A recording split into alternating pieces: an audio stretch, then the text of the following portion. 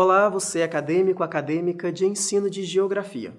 Nós estamos hoje aqui iniciando nossa terceira aula, na qual iremos conversar um pouco sobre os diálogos realizados entre astronomia e geografia. Será então uma discussão muito interessante, porque ela nos levará a pensar quais são as contribuições da astronomia para a compreensão do espaço geográfico, da formação da Terra e de ações cotidianas que são frequentemente perguntadas pelos nossos alunos.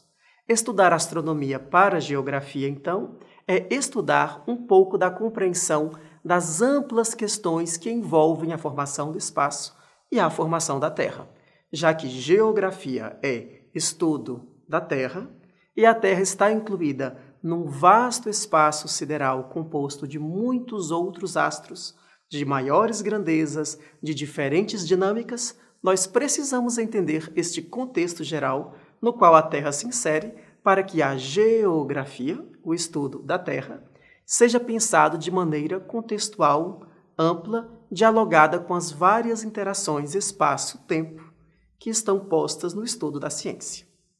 Então, a primeira questão importante a pensar é qual é a necessidade, qual é a importância da astronomia para a geografia, né?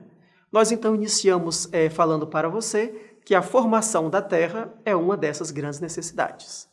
Uma outra grande necessidade é compreender que o espaço geográfico, eu, você e o espaço sideral, nós somos todos formados do mesmo material, poeira das estrelas, como diria o grande estudioso Carl Sagan, que nos provoca a pensar a astronomia como uma prática cotidiana. Então, se somos todos formados do mesmo material, dos mesmos elementos químicos das estrelas, nós precisamos pensar o que nós e as estrelas temos em comum. Como nossa vida e a vida do universo têm dinâmicas próximas, e como que as provocações acerca desta amplitude do espaço podem levar o nosso aluno a fazer boas relações entre a realidade vivida, o mundo observado e as escalas bem distantes no tempo e no espaço. Para fazermos uma primeira análise desse processo, vejam a imagem desta galáxia. Ao olharmos para esta galáxia, ela parece imensa, parece o universo inteiro, parece algo inatingível. Assim como uma vez nós pensamos sobre o nosso planeta. Mas esta galáxia, a nossa galáxia Via Láctea, ela é apenas uma dentre bilhões e bilhões de galáxias de um universo que está em expansão. Se fôssemos localizar a Terra nesta imagem da Via Láctea, ela ocuparia menos de 1% da imagem. Mesmo assim, a Via Láctea, que parece, nesta comparação imensa, continua sendo um espaço pequeno, irrisório comparado à imensidão do universo. E para além de universo, se fala hoje também em multiverso. A existência de muitos universos que coabitam, que se expandem, que colidem, que se unem, que trocam energia, que trocam massa, que interagem a partir de diferentes teorias da astrofísica, da física, da astronomia, da astrobiologia e várias outras correntes do conhecimento. Então, esta área tão ampla, tão interessante, ela é um arcabouço fundamental a praticamente todas as ciências. Mas para a geografia, em um aspecto específico, ela é muito interessante, a respeito da criação do universo para a ciência. Para que nós possamos compreender como que se forma o universo e tudo que cerca este universo, e leva à formação da Terra, aos dilemas, às questões sociais, humanas, políticas e físicas que nós vivemos em nosso planeta.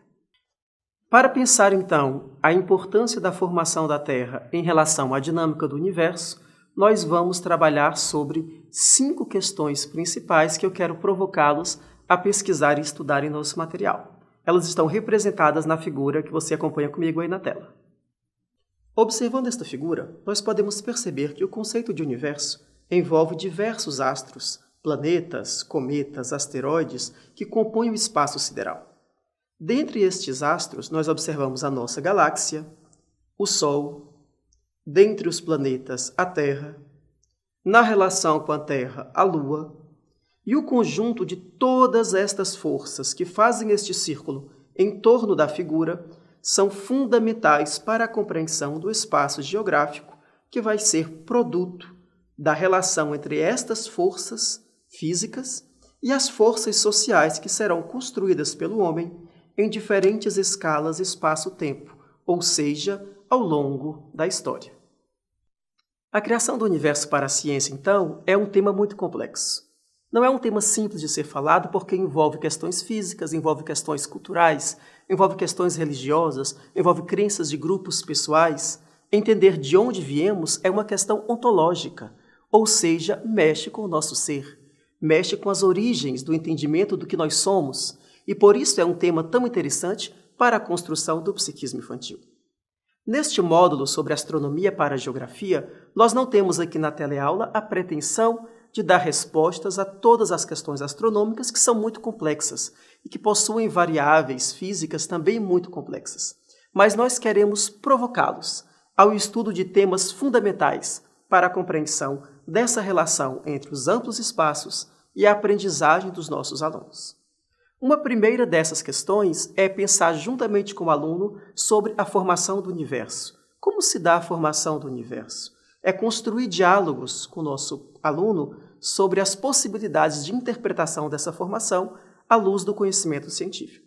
Esta figura é resultado de um documentário feito pelo professor Neil deGrasse Tyson nos Estados Unidos. Este documentário, chamado Cosmos, ganhou grande audiência no mundo inteiro e está disponível em vários canais na internet. Nós iremos então explorar apenas o calendário cósmico proposto pelo professor para que entendamos um pouco desta relação entre a formação do universo e a formação da Terra numa escala que faça sentido para o nosso aluno. O que nós podemos observar então neste calendário? Nós podemos ver que a principal contribuição dele é pensarmos a relatividade entre o espaço que vivemos e o espaço em geral no universo. Se tomarmos essa escala tempo-espaço, perceberemos que há mais de 13 bilhões de anos foi então iniciado o processo de constituição do universo a partir do Big Bang. Este mês de janeiro, o início do mês de janeiro, indica então o processo inicial de constituição do universo. E o mês de dezembro indica então o finalzinho do mês de dezembro, o período atual.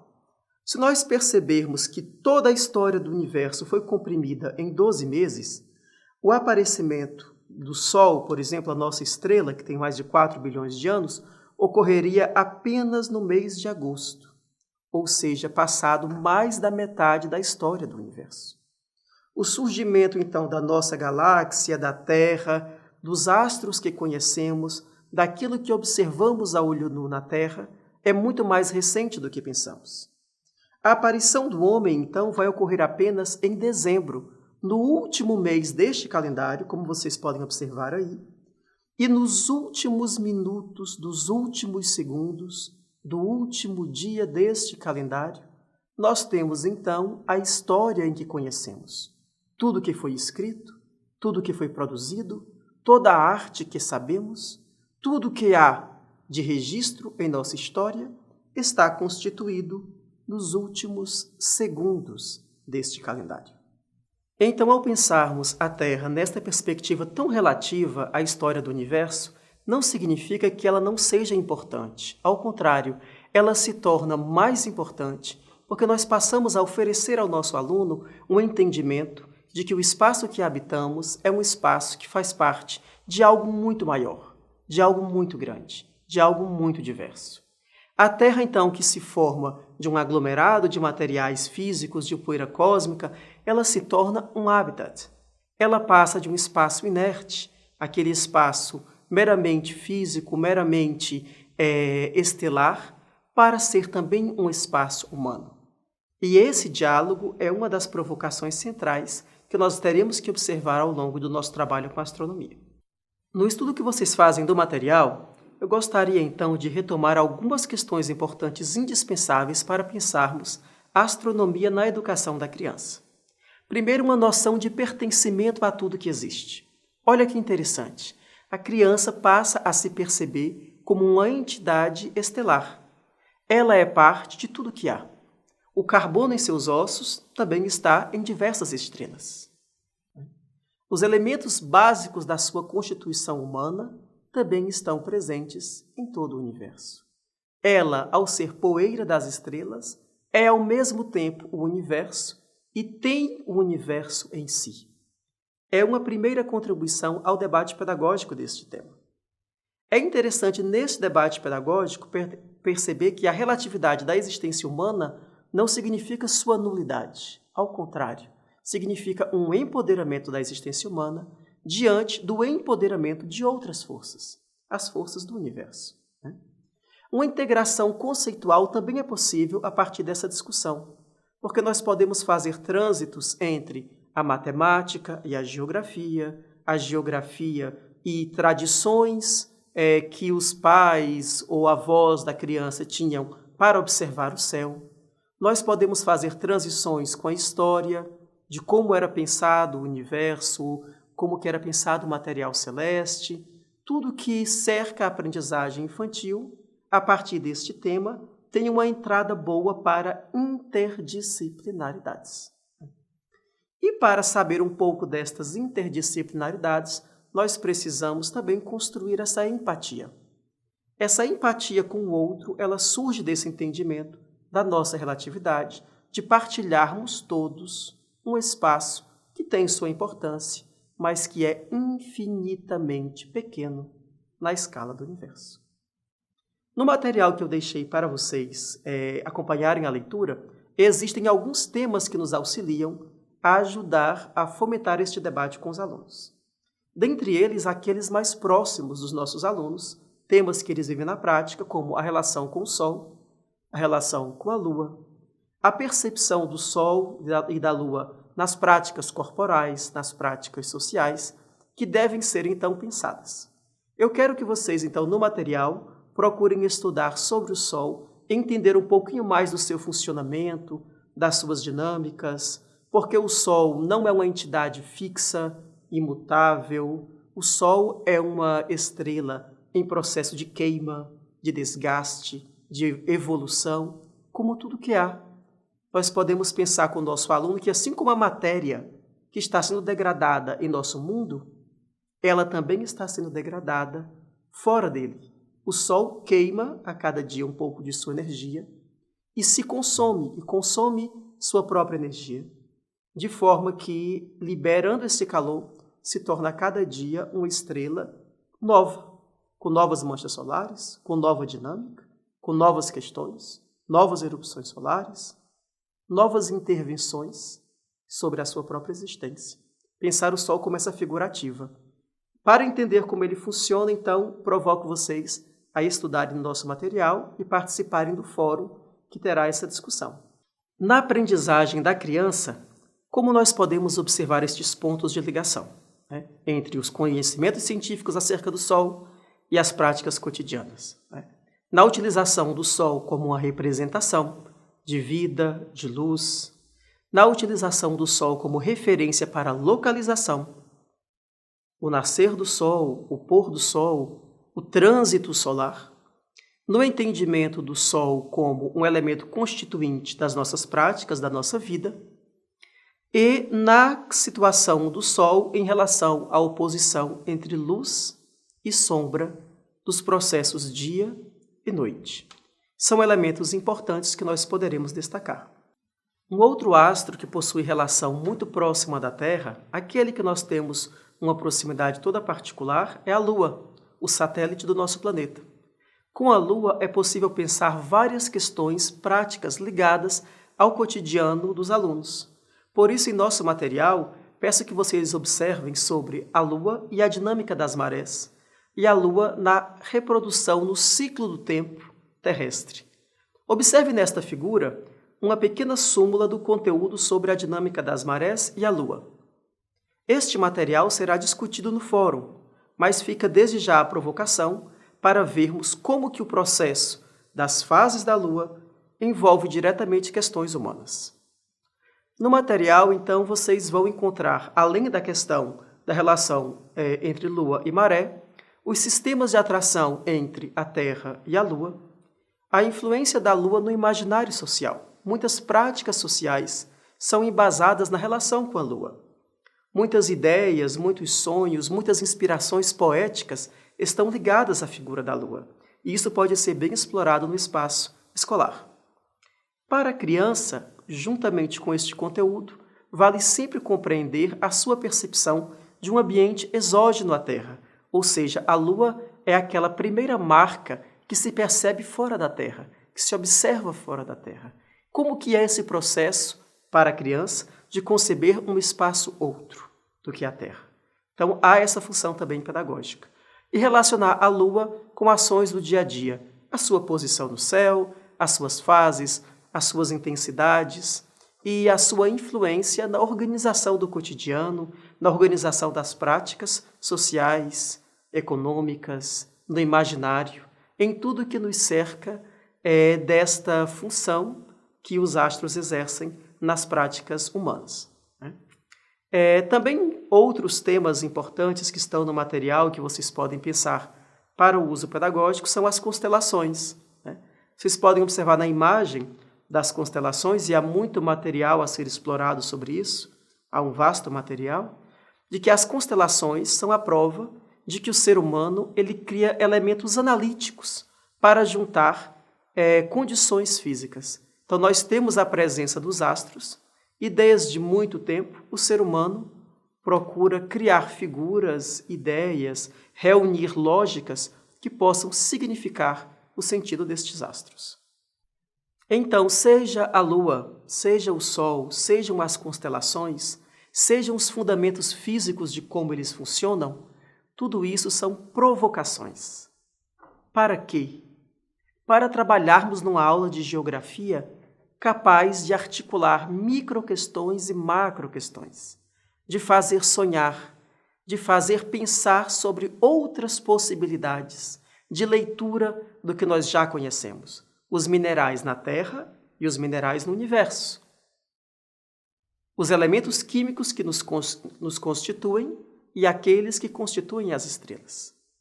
Que nós possamos pensar sobre a organização da nossa vida cercada de práticas de energia, de leis da física, de forças que interagem e possamos identificar estes mesmos processos para além de nós.